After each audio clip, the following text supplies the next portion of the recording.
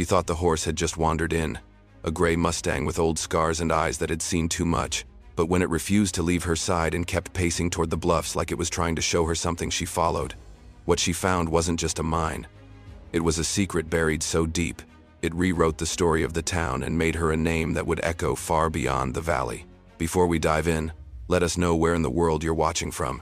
And if you believe in stories where fate rides in on four hooves and the past refuses to stay buried, hit that subscribe button, because tomorrow's tale, it's even wilder than this one. It started the morning after the thunderstorm. The ground was still damp enough to cling to her boots, the air thick with the smell of sagebrush and churned earth. Ellie Morrow was halfway through repairing the chicken coop when she noticed him standing just past the gate, head slightly tilted, tail flicking with a rhythm too slow for a wild horse. He was tall, slate gray, with a streak of white along his neck like a scar carved by lightning. He didn't bolt when she stepped closer, didn't flinch when she raised her hand, just stood there, eyes locked on hers like he'd been waiting. She tried to shoo him off at first, clapped her hands, waved her arms, even threw a handful of feet in the opposite direction. Nothing worked. He just turned his head, snorted once, and started walking toward the bluffs behind the property. Then stopped, looked back at her, waited. The same pattern played out 3 times before she finally dropped the hammer in the dirt and followed him, muttering something about losing her mind. It wasn't like Ellie to indulge in mysteries. She was the practical one in her family, the one who stayed when her brother joined the rodeo circuit, the one who took over the ranch after her dad passed and her mom packed up for Texas. But something about the way that horse moved slow, deliberate, like it wasn't just wandering but remembering, unsettled her. He led her past the dry creek bed and up a ridge she hadn't climbed in years. The path was faint, overgrown, barely visible, yet he followed it like a trail burned into bone. The bluff rolled open into a narrow canyon, one Ellie didn't even know cut that deep into her own land. And at the far end, half covered in dust and brush, sat the black mouth of a mine shaft. She stopped short. The wind shifted, and for a moment, she caught the scent of rust and something older, like forgotten wood. The horse stepped aside, as if inviting her to go in. Her stomach knotted. She didn't remember any mine being marked on her deed, and the previous owner had never mentioned one. Ellie squinted at the entrance, now half collapsed, with rotted timbers and a sagging beam that had somehow held through decades of abandonment. She didn't step forward right away, just stood there, arms crossed tight over her chest, trying to ignore how the back of her neck prickled. "What the hell am I looking at?" she muttered, more to herself than the horse. But he snorted like he had an answer. She should have turned back, should have grabbed a flashlight, maybe even called someone, though who, she didn't know. Sheriff Donnelly would have laughed her off, and the old-timers in town still treated her like the kid with a tomboy streak and too much dirt on her jeans. But something in her legs kept her rooted to the spot, like she'd stumbled into a place her blood already recognized. The horse nudged her elbow, hard enough to make her stumble one step forward, toward the mine, toward the thing she didn't yet understand was waiting. She returned the next morning with a lantern, a rope, and a revolver she hadn't fired in 3 years. The gray horse was waiting, same place, same stance, like he knew she'd come back.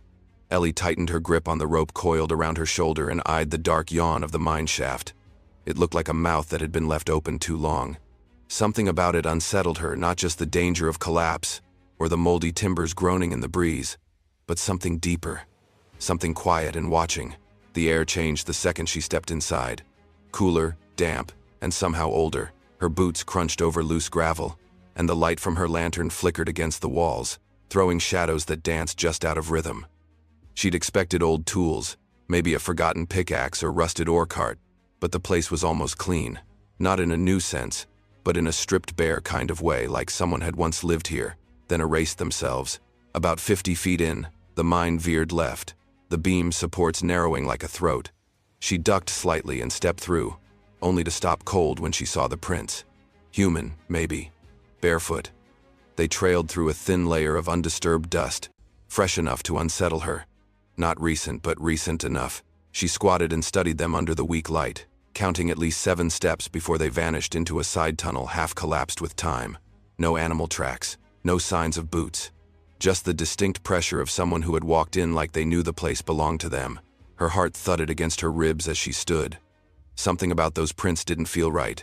Not just the lack of shoes, but the depth, the shape, the way the toes curled inward slightly, as if dragging themselves forward. She reached out and touched the wall beside the tracks. Cold, damp stone, but smooth in patches, polished, even like fingers had run along it over and over again. There was writing further in, not on paper but scratched into the wall. Dozens of lines, some shallow, some deep. Names, mostly, dozens of them, carved at varying heights, some barely legible. Beneath one cluster, a phrase, "We were here first." Ellie blinked at it, and for a long time just stood there in the lantern's flicker, trying to decide if it was a warning or a memory.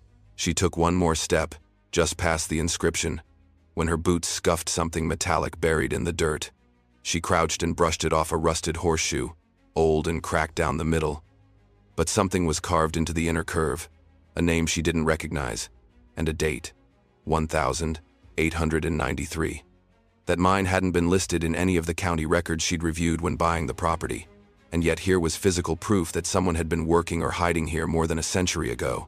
When she finally backed out into the daylight, blinking against the sun, the gray horse was gone. No hoofprints, no trail, nothing. Just her, the mine, and a hollow in her chest that hadn't been there yesterday. Something had shifted, not just in the canyon, but in her. The kind of shift you don't feel until it's too late to go back. Back at the ranch, Ellie sat at the kitchen table with a county survey map spread wide, her fingers tracing the borders of her property like maybe she'd missed something. She hadn't. The bluff was marked. So were the ridge lines, the stream bed, and the old fence line that barely held anymore. But no mine, not even a dotted line. She flipped through the deed papers again, then the original transaction folder she kept in a plastic bin under the sink. Still nothing. It was like the mine didn't officially exist. She even pulled out her father's old journal, the one he kept during his final years when the ranch got too quiet and he needed something to do with his hands. He'd written about droughts, broken tractors, old friends who stopped writing. But nowhere in those sun-faded pages was there any mention of a shaft cut into the canyon wall. By late afternoon, she couldn't sit still. She called over to the historical society in town, got patched through to an old man named Clive, who apparently knew every claim staked since 1885. "Bluff near Dry Hollow?" he repeated. "Closest I got on file is the Jasper Spur shaft, but that's on the Henderson side, not yours. Nothing listed under the Morrow property but grazing rights." When she pressed about unofficial claims, he got quiet. "Plenty of mines weren't filed proper back then," he said finally, "especially if what they were pulling out wasn't gold." "What else would it be?" she asked.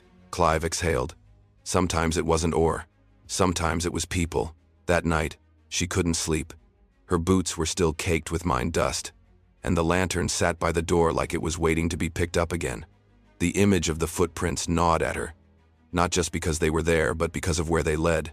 That side tunnel had been half blocked by a cave-in, but something behind it had shimmered with cold air, like the mine still breathed.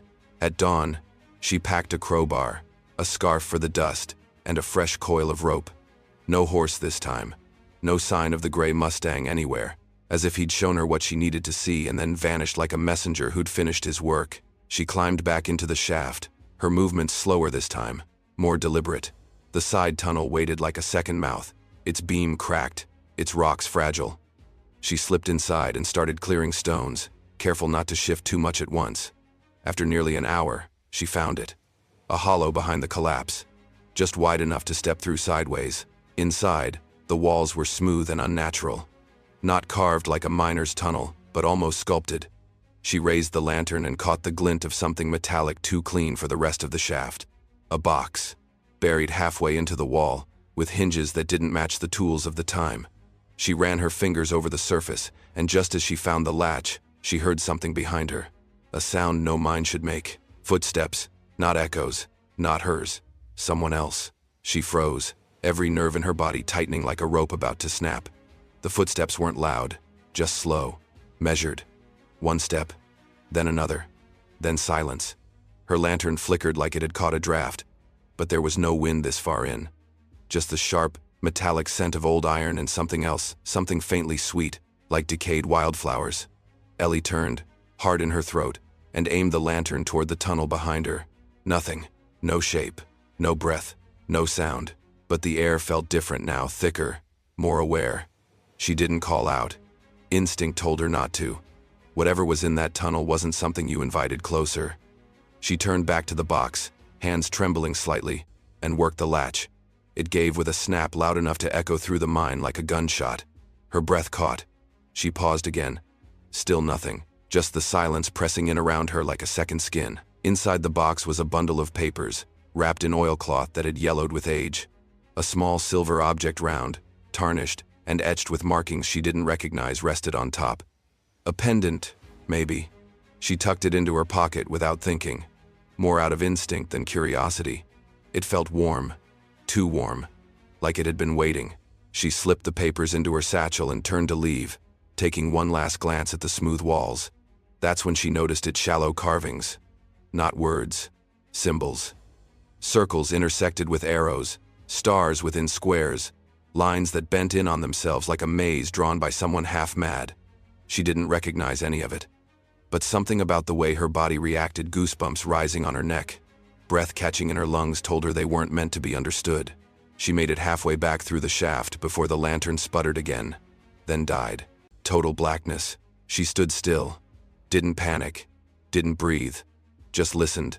For footsteps, for voices, for anything. A faint whisper brushed her left ear. She spun, heart slamming against her ribs, hand on the revolver now holstered at her hip. But the mine was silent again. Still. Too still. Like it was holding its breath. Ellie gritted her teeth and kept moving, one hand against the wall, boots dragging against gravel. She knew the path, counted her steps, kept her head down. And when she finally saw daylight, a faint gray sliver in the distance, she didn't run. She walked. Fast. Controlled. Like someone who knew that running would only make whatever was behind her chase harder. She emerged into the sun, gasping like she'd surfaced from deep water.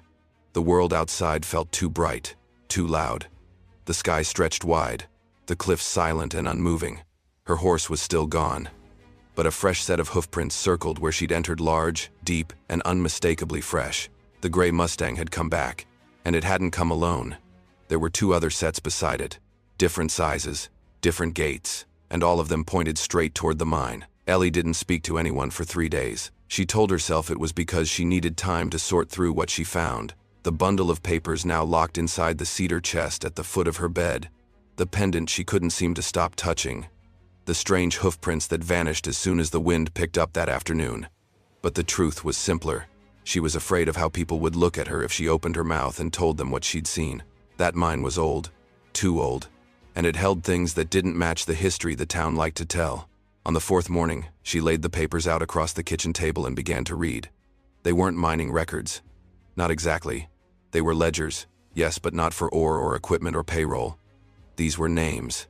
Dozens of them, maybe hundreds, written in tight, slanted handwriting that shifted slightly with each page, like whoever was writing had changed over time. Next to each name was a date and a symbol. Some were crossed out, others circled. One had her last name, Morrow, scribbled beside it. No first name, no context. Just Morrow. Underlined twice. Her stomach turned. Her family hadn't been in this region long enough to appear in any mining register. Her grandfather had moved out here in the 60s with nothing but a trailer and a bull-headed dream of owning cattle. Yet here it was. A name that shouldn't be there. Written in ink that had dried 100 years before she was born. She flipped to the last page. The handwriting was different. Rushed. Faintly panicked. The lines slanted downward, and the ink smeared like it had been written in bad light. One entry stood out. It didn't have a name.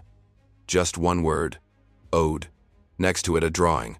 The same symbol carved on the pendant, 3 intersecting circles with a line through them like a scar. That evening, she brought the pendant to the old library in town. Miss Clary, the local archivist, squinted at it under her desk lamp and frowned. "That's not Christian," she said, adjusting her glasses. "And it's not native either. Closest I can find is some kind of binding mark. Folklore, maybe. A sign of agreement. Or debt." "Debt?" Ellie asked. Miss Clary nodded slowly. "Spiritual. Familial. Blood. Depends on who you ask. But this isn't something you wear unless someone gave it to you directly. Or you inherited it." Ellie didn't say anything. She just clenched her fist around the pendant and left, the air suddenly colder than when she'd come in. That night, she dreamed of the mine. But it wasn't abandoned. It was alive, lamps lit, carts rolling, voices humming low songs that scraped the walls like knives on bone. And in the dream, the gray horse stood at the edge of the shaft, staring down into it with eyes like silver coins. When she woke, her boots were already by the door, and the ledger was gone.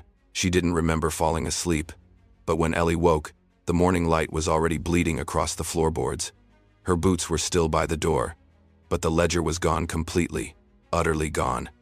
No trace of it in the cedar chest, the kitchen table, or even the burn barrel where she checked, just in case she'd lost her mind and torched it during the night. But the pendant was still there, heavy in her palm like a promise she hadn't meant to make. She rode into town before noon, not to ask questions but to watch.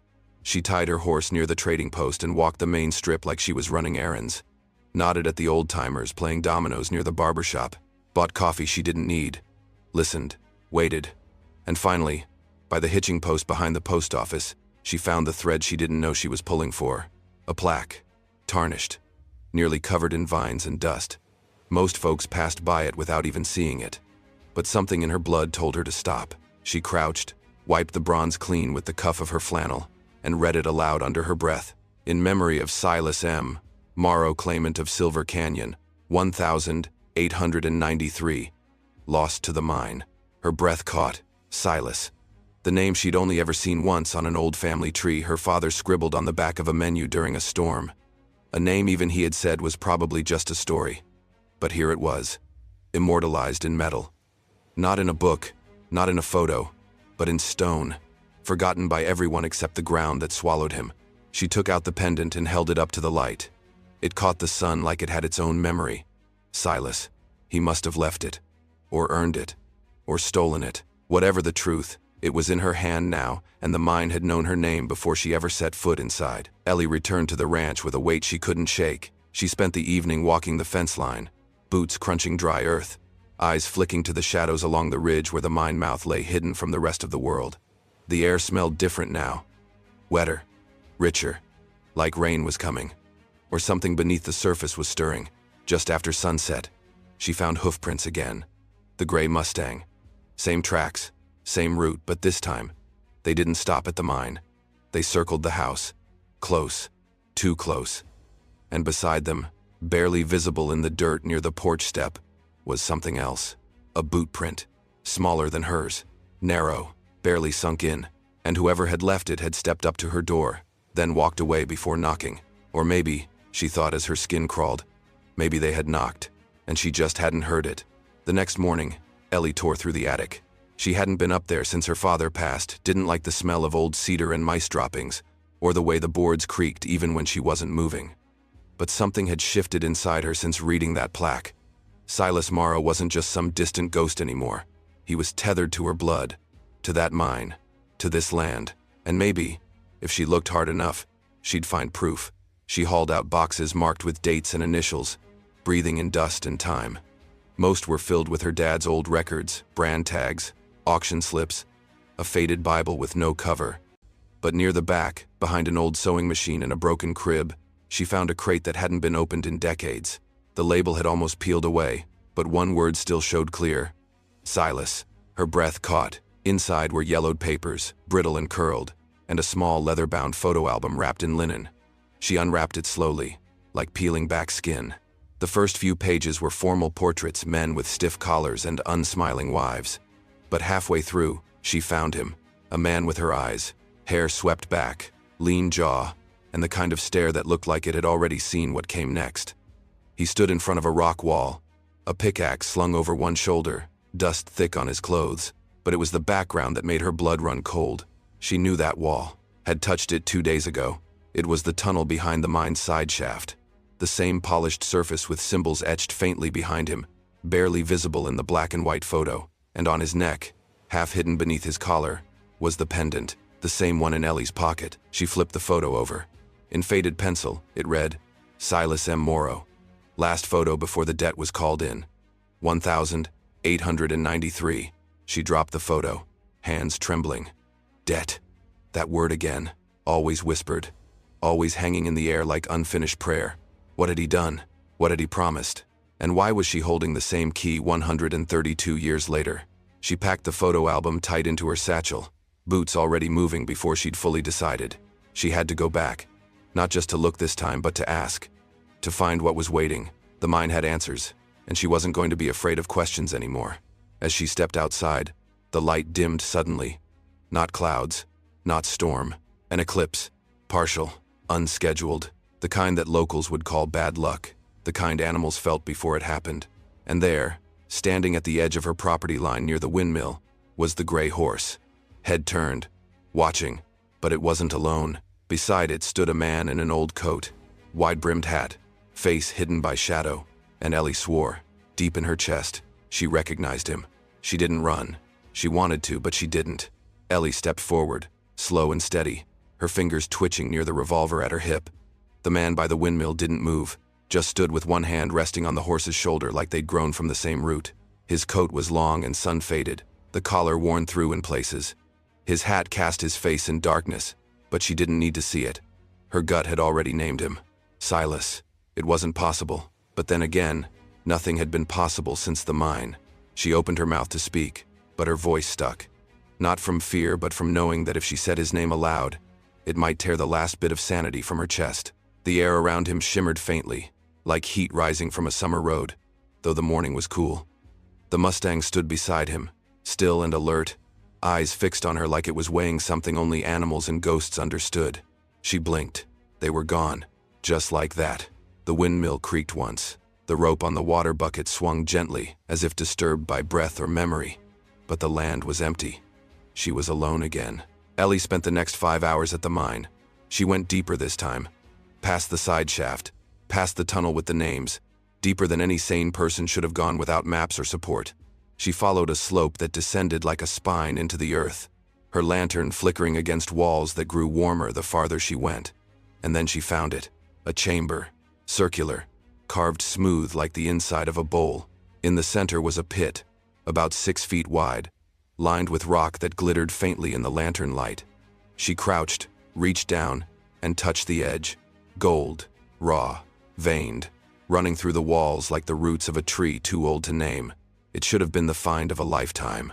A secret vein untouched by time, hidden from records, hoarded by history.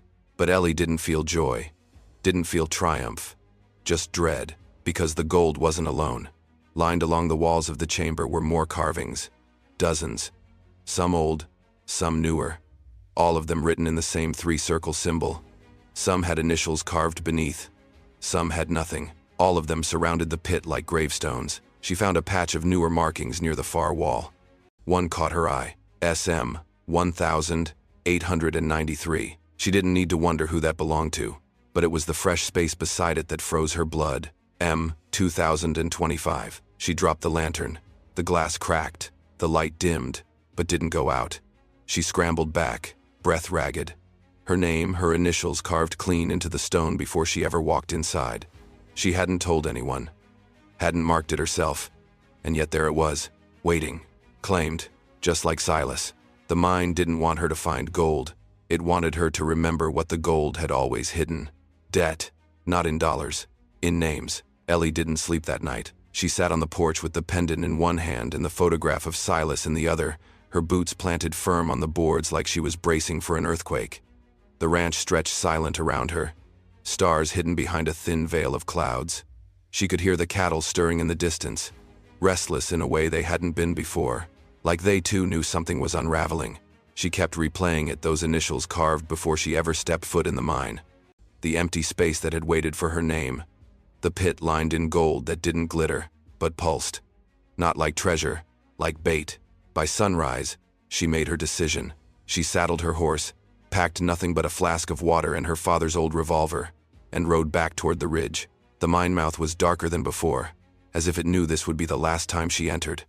She passed through the narrow throat of the shaft, lantern lit, breath tight, and descended into the chamber where her name was waiting. This time, she wasn't afraid. She knelt beside the pit, pulled the pendant from her pocket, and whispered Silas's name into the stone. The air shifted. Behind her, the tunnel walls seemed to pulse faintly. A glow began to rise not from the lantern, but from the gold itself. It shimmered like wet stone catching sunlight through water, but there was no warmth in it, just memory. Then came the voice, not loud, not even clear, just a feeling behind her ear, curling through her hair like breath. You returned. She turned slowly. Silas stood just outside the ring of light, His coat was covered in dust, his boots worn through, her eyes brighter than the lantern's flame. He looked tired, hollow, and impossibly sad. "I didn't make the deal," Ellie said. "No," he said, "but someone in your bloodline did, and the debt passes." She stood, fury rising beneath her ribs. "That's not how debt works. That's slavery." Silas didn't flinch. It was agreed. A name written in stone stays written, unless another takes its place. She blinked. Another? There's always a choice. That's when she understood. The gold didn't buy anything. It lured. It marked. It fed on names, traded lives for power, for escape, for legacy. Silas had taken the deal. Maybe for money, maybe to save someone. But it hadn't ended with him, and now it had come for her. "What if I break it?" she asked. "You can't. Then what if I trade it?" Silas looked at her sharply. "Trade it how?" "I named someone else." His face darkened. "That's how it grows." She nodded slowly. "But I'm not growing it. I'm ending it." She dropped the pendant into the pit. The light flared once, then snuffed out. Silas gasped sharp, pained, then began to fade. Not violently, but like a photo left too long in the Sunday. He didn't look angry, just free. As the last of him vanished, he whispered something she would never forget. "Thank you for remembering me." Then he was gone. The mine fell silent, and for the first time in over a century, the chamber held no names waiting to be claimed. They found her sitting outside the mine 3 days later. She didn't remember walking out, didn't remember the climb, or the ride home, or collapsing on the porch with her back against the railing and her eyes fixed on the horizon like something was still coming. Sheriff Donnelly had ridden up to check on a report of strange lights in the canyon, and found her staring into the sky like she could see through time. "You all right, Ellie?" he'd asked. She didn't answer, not at first, just looked down at her hands. They were clean now, no dust, no gold. But the feeling remained. That weight, that echo, the sense that something ancient had passed through her and moved on. She finally stood, stretched her back, and met the sheriff's eyes. "There was a mine," she said quietly. "It's sealed now. Should have been sealed a long time ago." He gave her a look, like he wasn't sure if she was tired, touched, or both. But he didn't press. Folks knew Ellie Morrow didn't say things unless they were true. Over the next few weeks, word started to spread. People talked about the gray horse that had been seen riding along the ridgeline alone, about the strange light in the hills, about how Ellie had stopped showing up at cattle auctions and started spending hours walking the bluff with a notebook in her hand and a look on her face like she was listening for something no one else could hear. The old-timers at the trading post said she'd found gold, said she was rich now, hiding it until the market turned or the feds left town. But the ones who knew her better said she didn't look like someone who'd struck it rich. She looked like someone who'd lost something she couldn't name, and maybe gained something she couldn't explain. Months passed, then a year. Then came the article, front page of the regional paper. Hidden Morrow Mine discovered, local rancher uncovers forgotten piece of frontier history. Photos of the entrance, now collapsed by her own hand. A few blurry shots of the pendant, now kept under glass at the county museum. And a single quote from Ellie. "Some debts don't come in dollars. Some names carry more than we understand." Tourists started coming. Not many, but enough. They asked about the horse, about the man in the photo, about whether she really heard voices in the shaft. Ellie just smiled and pointed them toward the general store where the souvenir map didn't list the mine at all. She never reopened the shaft, never claimed the gold. Some nights, she swore she still heard the mine breathing beneath the ridge, faint and distant like an old man dreaming. But it didn't call her anymore. It had let her go. And in town, when folks gathered around campfires or cracked a beer on porch steps, they'd tell the story the same way every time. The woman who followed a gray horse into the hills, the mine that wrote her name before she ever found it, and the deal she unmade by remembering the man the world forgot. And if the wind was just right, you could still hear hooves in the distance heading west, toward a debt finally paid,